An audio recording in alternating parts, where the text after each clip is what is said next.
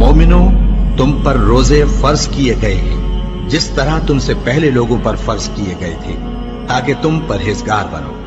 रोजों के दिन गिनती के चंद रोज हैं, तो जो शख्स तुम में से बीमार हो या सफर में हो तो दूसरे दिनों में रोजों का शुमार पूरा कर ले।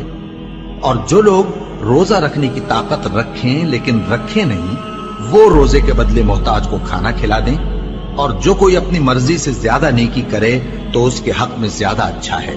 और अगर समझो तो रोजा रखना ही तुम्हारे हक में बेहतर है। रोजों का महीना रमजान का महीना है, जिसमें कुरान अव्वल नाजिल हुआ, जो लोगों का रहनुमा है और जिसमें हिदायत की खुली निशानियां हैं और जो हक व बातिल को अलग अलग करने वाला है। तो जो कोई तुम में से इस महीने में मौजूद हो, चाहिए कि पूरे महीने के रोजे रखे, और जो बीमार हो या सफर में हो तो दूसरे दिनों में रोजे रखकर उनका शुमार पूरा कर ले।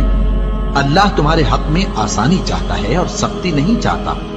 और ये आसानी का हुक्म इसलिए दिया गया है कि तुम रोजों का शुमार पूरा कर लो, और इस एहसान के बदले कि अल्लाह ने तुमको हिदायत बख्शी है, तुम उसको बुजुर्गी से याद करो और उसका शुक्र करो। और ऐ पैगंबर, जब तुमसे मेरे बंदे मेरे बारे में दरियाफ्त करें तो उन्हें मालूम हो कि मैं तो तुम्हारे पास ही हूं। जब कोई पुकारने वाला मुझे पुकारता है तो मैं उसकी दुआ कबूल करता हूं। तो उनको चाहिए कि मेरे हुक्मों को माने और मुझ पर ईमान रखें, ताकि नेक रास्ता पाएं। रोजों की रातों में तुम्हारे लिए अपनी औरतों के पास जाना जायज कर दिया गया है। वो तुम्हारी पोशाक हैं और तुम उनकी पोशाक हो। अल्लाह को मालूम है कि तुम उनके पास जाने से अपने हक में खयानत करते थे, सो उसने तुम पर मेहरबानी की और तुम्हारी हरकत से दरगुजर फरमाई। तो अब तुमको इख्तियार है कि उनसे मुबाशरत करो। और अल्लाह ने जो चीज तुम्हारे लिए लिख रखी है, यानी औलाद, उसको अल्लाह से तलब करो और खाओ और पियो, यहां तक कि सुबह की सफेद धारी रात की सियाह धारी से अलग नजर आने लगे। फिर रोजा रखकर रात तक पूरा करो।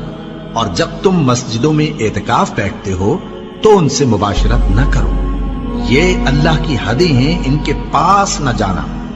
इसी तरह अल्लाह अपनी आयतें लोगों के समझाने के लिए खोल खोल कर बयान फरमाता है, ताकि वो परहेजगार बने।